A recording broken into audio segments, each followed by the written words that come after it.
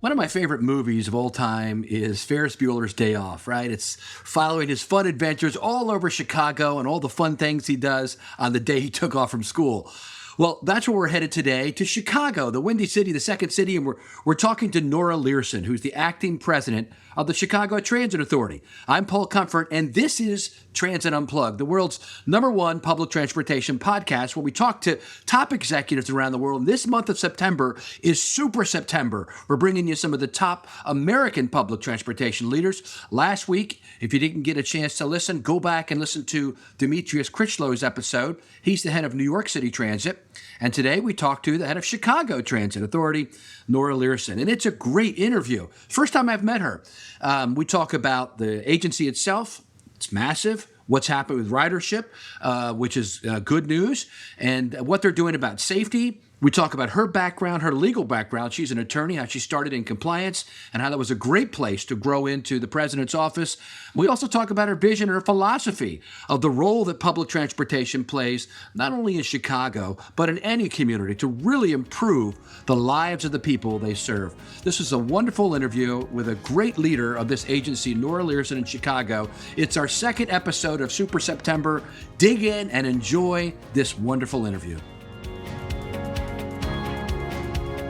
Great to be with Nora Leerhsen, the acting president of the Chicago Transit Authority. Nora, thanks for joining us today. Thank you. Thanks so much for having me. Super September, and we've got New York and Chicago, the 1-2 punch of the biggest transit systems in America. Tell us about Chicago Transit Authority. Yes, happy to. So we are the Chicago Transit Authority. We have 11,400 employees. We run 24 hours a day. We have 2,000 buses traveling 127 bus routes, 1,500 rail cars traveling 8 routes to 146 stations. We serve an average of 1 million people every day. We have a $2.1 billion operating budget. So a big agency serving a lot of people and very proud of it. That's awesome. And so tell us about the modes that operate there. So you've got the bus, you kind of went through a little bit, but what kind of rail do you operate? Yeah, we have 8 rail lines across the whole system, 146 rail stations. And on our bus side, we have 127 bus routes. Our buses travel nearly 150,000 miles every weekday, using 2,000 buses across our fleet to do so. And we serve the city of Chicago and 35 surrounding suburbs. Wow. Big time, man. Wow, that's something. I mean, everybody have been dealing with post-COVID ridership increases, people trying to get their ridership up. I think that you guys have been doing pretty good at that, what I've seen. What are you doing in Chicago when it comes to bringing people back to transit, and what's helping make them want to ride?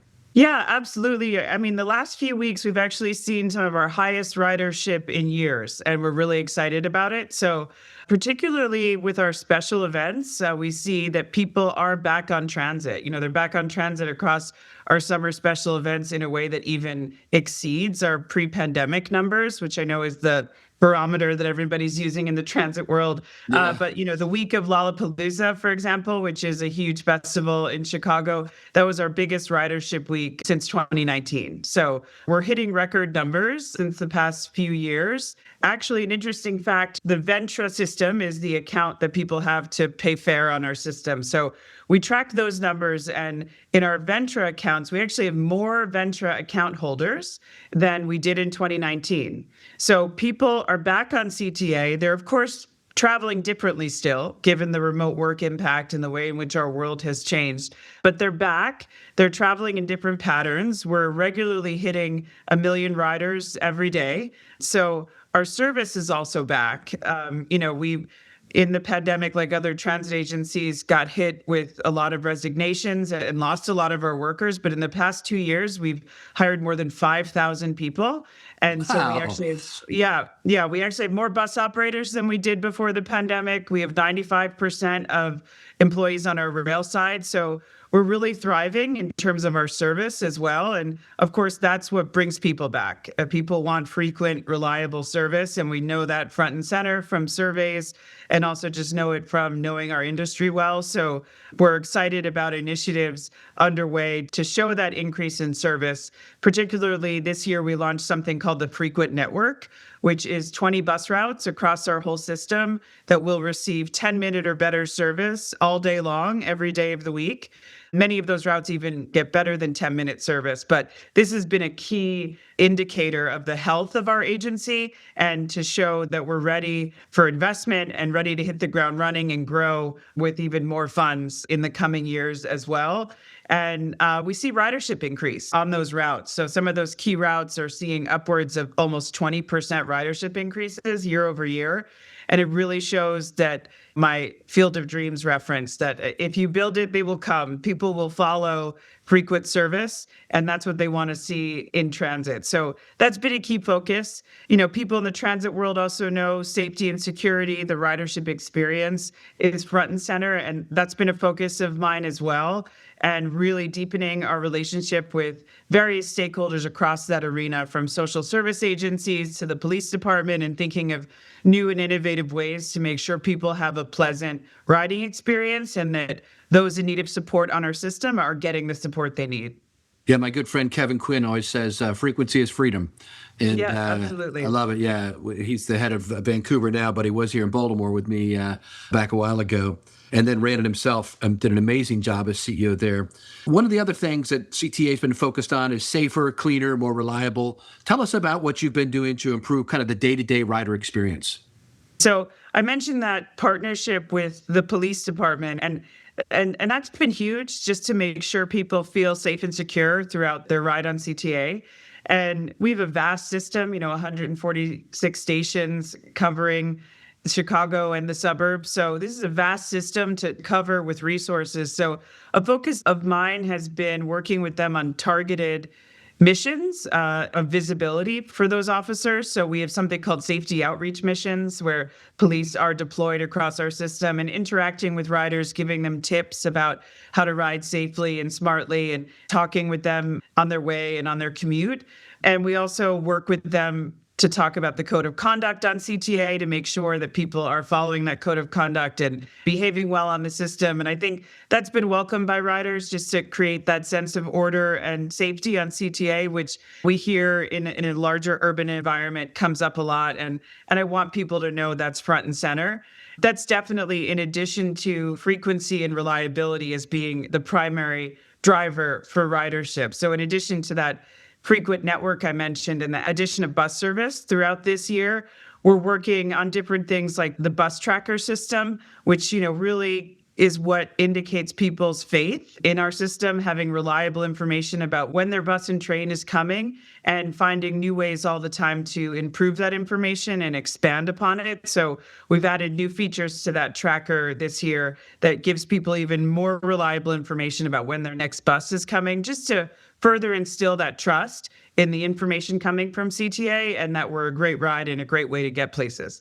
I was riding that red, tour bus in Chicago. Chicago's one of my favorite cities in the country. And whenever I go there, the first time I always take the tour bus around. And on that bus, the driver mentioned this book, Devil in the White City. And it was all about the history of Chicago and the World's Fair of 1893. This was like 4 years ago. And I got down this rabbit hole of studying all this stuff about the 1893 World's Fair and how the trains, really the L and all, kind of got their start around that, right? So you guys operate the L. Tell us about that a little bit. I think that's the elevated trains. People who are train maniacs love the L, Yeah, absolutely. And I appreciate you bringing up your experience seeing the L as a visitor, because I think a lot of us can take it for granted when we're rushing around in the morning, but CTA is absolutely beautiful. And I think that's one of our greatest assets, is our beauty and the visual of what the elevated looks like running through our city in this way, over the river. And we have our name, the City of Big Shoulders, but I often think CTA kind of looks like the shoulders that carry our city. And the rumbling sound of the elevated it's why people are here, right? That's right. I mean, it's what drew people to Chicago, and the memories that people have throughout their lives on the elevated system and on the CTA. It just is what we all share and kind of epitomizes what it means to be a Chicagoan. And how many movies start with that image of the elevated train running, and you just know you're in the coolest city in the world, and that's where this movie's set. And all you have to do is show the elevated to tell people that. So we're really proud of that. And you guys interact with several other agencies, PACE and Metra, and tell us about all that interaction, who does what and all that, because it's a pretty interesting system. By the way, it's similar. I just did Detroit. I did a show there and all, kind of the same setup, an RTA and then 3 operators. So tell us about what you guys do in Chicago. Yeah, so the Regional Transportation Authority is an oversight entity over the 3 service boards that are CTA, and then Metra is the commuter rail, and PACE is the suburban bus system. We do work closely together on service planning, and certainly right now we're working with our state legislature to come to a funding solution for CTA, and we're all very close partners in that effort. We look at different ways to make sure we're supporting riders that cross between our systems. So there's kind of key transfer points where we work together, our service planning teams, to make sure the service is connecting as it should, and that when riders are coming from one service to another, they have that point of access between us. We do studies together, with PACE, since we both have a bus service. We do work together to do vision studies about how bus service should flow throughout. We share an interest in the improvements of bus street infrastructure to make sure we're having our buses flow as quickly as possible. So we work together on strategizing around that, and as well as our fare system. We're always looking to grow our collaboration there as well. And we just launched this summer a regional day pass where people can use fare across our whole systems using that day pass. So working together, always committed to continuing to build that relationship as well to create that sense of a unified system. Okay, so let's go into your journey some. You've been there for a while. Tell us about what you've done. You've risen from, you were a project coordinator or something when you started, and now you've worked your way all the way up to the acting president. Congratulations, by the way. I should have started with that, but it's not really new anymore. You've been there a little while, but tell us about your journey. Thank you. Yeah, I started at CTA just under 11 years ago. I started in the law department as someone working in compliance, which sounds like kind of boring, but you actually learn a ton because I ran the audits with the Federal Transit Administration, which cover every aspect of our work. So you really get to learn every department, how they keep all their records, and the responsibilities that they all have. So it was a fascinating place to start the work here. I'd come out of law school and I actually interned here as a legal intern and really fell in love with transit and the impact that it has on people's lives. As an intern here, I was working on the background check policy for hiring to adjust to new federal guidelines advising that you had to take a factor analysis into people's backgrounds. You had to manage conviction history in a certain way in compliance with the law. And it was thrilling for me. I came from being a public school teacher and a historian of civil rights history, very passionate about government working for people and correcting the wrongs of our history's past. And transit is just kind of unmatched in terms of the impact it can have on a city and on its trajectory. And I just fell in love with the dynamic aspect of transit and what it provides for people. So I started there. And I also worked in the safety department, which was also an incredible experience after that, because compliance has to do a lot also with safety audits. So I was conducting a lot of those when the federal government first issued the safety management systems policies. I was here at CTA and learned a lot about those and how to implement them. Then I was put on a detail assignment to the president's office about 8 years ago, and I've never left. So I came here to help the president and the chief of staff, chief operating officer at that time, and was just immediately attracted to the impact you can have here from a policymaking perspective. I'm a lawyer by training. I've never billed an hour. However, I feel very passionate about policymaking and applying that understanding of how law is made to daily decision making and seeing that impact. So that's been huge for me. Being here in this office for the past 8 years means I was here through the pandemic, which was definitely the most defining experience of my career so far. And I think has really defined our agencies in a different way, and managing through that crisis and never shutting down really was a true lesson in leadership and management of service in various ways. So for the past 6 years, I was chief of staff. And then for the past 7 months, I've been in this leadership role as acting president.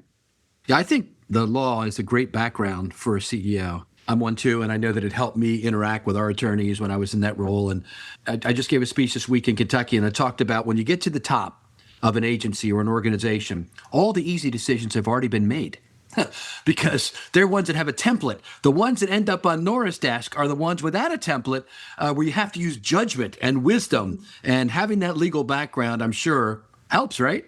Yes, absolutely. I mean, Yeah. it's all gray once you get Yeah. up to this part, right? It's not Yeah. black and white. So you have to have that background in how to protect your agency and make smart decisions. I didn't go to law school until a little bit later in life, however. So I started my career in public education in the Teach for America program in Philadelphia. And those years really shaped a lot of my focus in terms of working with students in poverty and in schools in our country that were in great need. And that's what drives me very much in my daily work still in transit.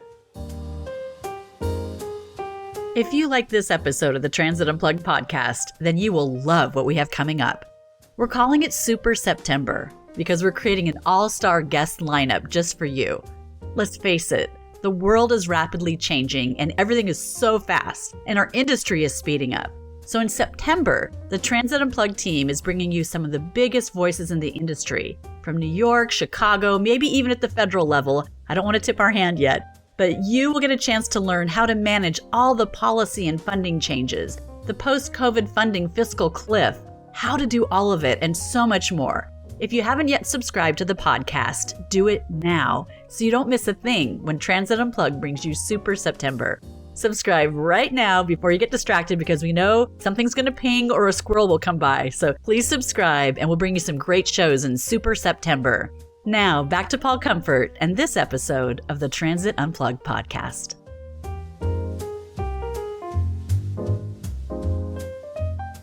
One of the things I really admire about what you're doing there is you feel like spending time out on the system is so important. Riding the buses, riding the trains, talking to the riders, it's a big priority. What have you heard from riders recently? What's really stuck with you? Yeah, we have a great program we started this year called CTA Chats, where we're actually out on the system. High-level staff and staff from different levels gather together in groups and talk to the riders as they're getting on and off the train to hear directly from them about what's on their mind. They're excited about talking with staff and sharing that information. We know they value frequency, they value reliability, they value safety, cleanliness. I mean, it's a great confirmation that our focus is the right one when you talk to riders.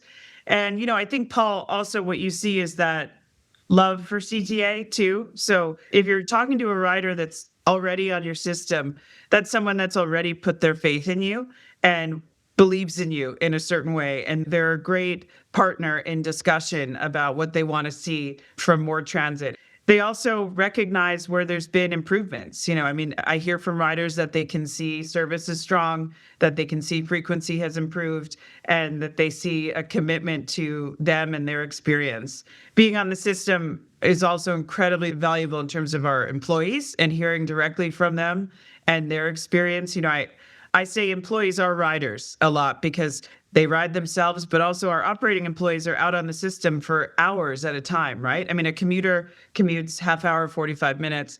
Our operating employees are out there for an extended period of time every day, and they have incredible insights into how to improve our system and to what needs to be done. So I also spend a ton of time in garages and terminals. And upon taking this role, did a whole tour of all of our work locations to make sure I was talking directly with them and hearing directly from them about their experiences too.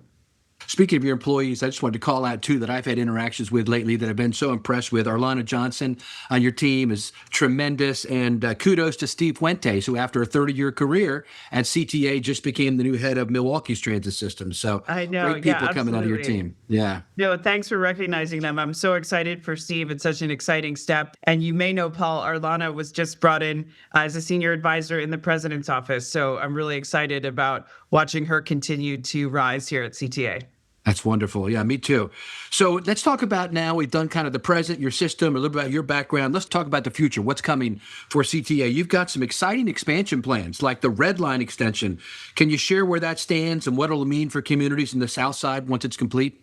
Absolutely. Yeah, we're full speed ahead on the Red Line extension. It's an incredibly historic project, adding 4 fully accessible stations to extend our Red Line to 130th Street. Our red line is our busiest line. Almost a third of our million riders are on it every day. And this is a really exciting expansion of that access. This is 50 years in the making, Paul. I mean, if you're in Chicago, you know the Wow. story of people asking for this project and wanting it. So it's truly a historic moment for our city. All you need to do is look at our recently opened red purple modernization stations on the north side to get a sense of the brilliance that is to come with that project. Those stations, next time you're in Chicago, I encourage you to go stop by them. We just opened 4 stations on the north side that are absolutely breathtaking. They're not just stations, they're works of art, and they're fully accessible and just such a reminder of what you can do when you invest in transit. You can really transform communities. So yes, we're super excited to move forward with the Red Line extension heading into next year. We also have some exciting accessibility projects. Our Austin Green Line station, Racine station on the Blue Line are both going to be opened within the next short period with new accessible stations, which really gets to the core of my mission at CTA in terms of accessibility. We have our all stations accessibility plan that we're moving forward with to make our rail system all fully ADA accessible. And that's a really exciting front for us. We have a strategic plan that we're moving forward with to make sure that we are adjusting to the different needs of our region and make sure that our bus system is aligned with the needs that people have and what they need from transit. So it's a really exciting time where we're really looking freshly at our system and making sure we're thriving into the future. That's awesome. Yeah, when I go to Chicago, each time I come, I try to do one more thing from Ferris Bueller's Day Off that I haven't done already. Yeah. There's so many fun things to do there. And the architectural tour and the boat ride is just amazing. The history you all have in Chicago is fantastic. I want to switch a little philosophical now, if you don't mind. Coming to a big role like this at one of America's largest and one of the world's largest transit systems, we're all kind of in a transitional moment with a new administration in Washington. We're not kind of sure how things are going when it comes to financing. Hopefully this budget will come through out of D.C. and get us fully funded again. But what are some of the values or guiding principles that you bring to, your leadership style? One of the reasons I love public transit, Paul, is the way in which it brings people together. So celebrating the community and shared experience of public transit. You cued me, you allowed me to get philosophical, so bear with me. Yeah, go with it. Something that I find quite magical and inspiring about public transit. And I think we'd be hard pressed to find another entity that brings people together from various circumstances and backgrounds to a shared space, especially post-pandemic, where we continue to be more isolated than ever as a society. I think celebrating transit and how it brings people together and has us all thrive as a community is something that I really am focused on as the leader of CTA.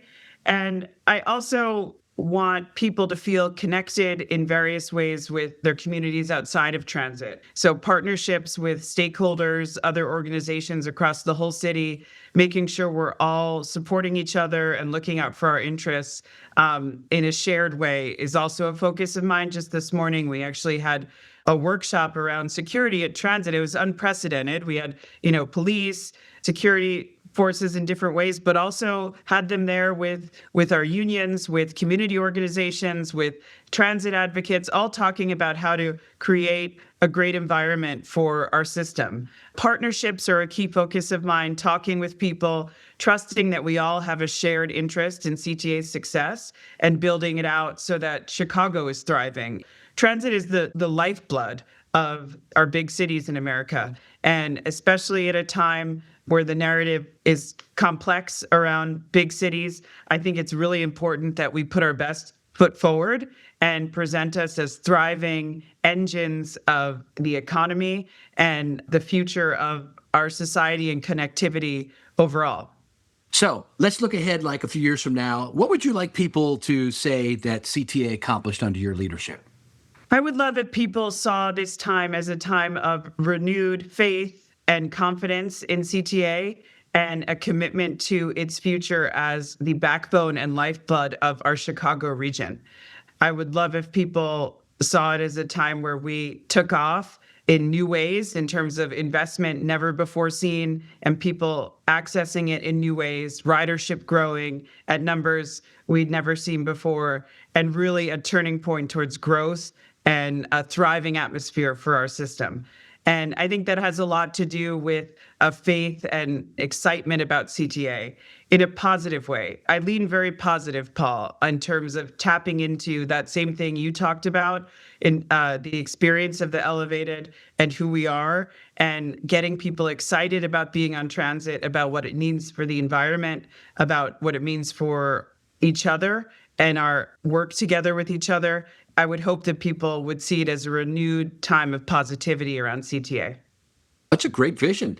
I think it's going to happen. I think you got a great start on this. Yeah, I mean, I'm a transit evangelist at heart. I've been doing this for almost 40 years now. And I really think transit, and it sounds like you do too, is the magic pill for society, whatever you want to call it. We help people get to jobs, right? We improve the environment. We're helping people, elderly and people with disabilities, get access to all of life's opportunities. I mean, it's a solution to so many problems that society has. And so I love your positive vision and your talk about, this is what we can do.